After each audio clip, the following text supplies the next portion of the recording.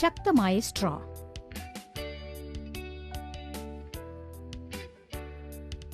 ആവശ്യമുള്ള വസ്തുക്കൾ: വേവിക്കാത്ത ഉരുളക്കിഴങ്ങ്, പ്ലാസ്റ്റിക് സ്ട്രോ.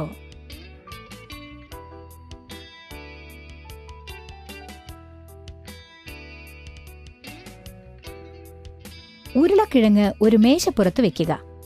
ഉരുളക്കിഴങ്ങിന് മുകളിൽ സ്ട്രോ വെച്ച് ശക്തമായി അമർത്തുക. പക്ഷേ അത് ഉള്ളിലേക്ക് കടക്കില്ല.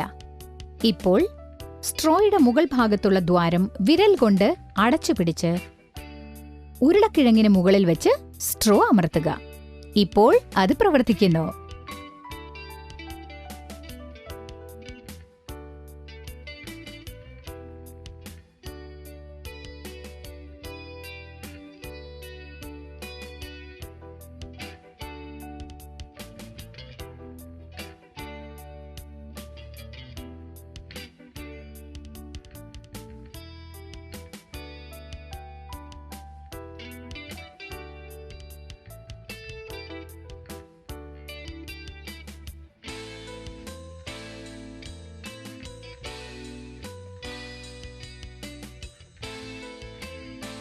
ആദ്യം സ്ട്രോ വളഞ്ഞുപോയി. അതുകൊണ്ട് ഉരുളക്കിഴങ്ങിന്റെ ഉള്ളിലേക്ക് കടക്കാൻ കഴിഞ്ഞില്ല. രണ്ടാമത്തെ തവണ അത് ഉരുളക്കിഴങ്ങിന്റെ ഉള്ളിലേക്ക് കടന്നു. ഓക്കേ, ഇപ്പോൾ നീ ഇത് ചെയ്തു നോക്ക്. നല്ല രസമുണ്ടല്ലേ?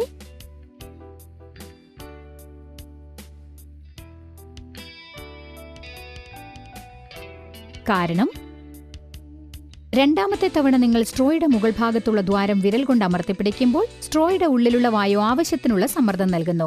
അതുകൊണ്ടാണ് സ്ട്രോ ഉരുളക്കിഴങ്ങിന്റെ ഉള്ളിൽ കടന്നു ചെന്നത്.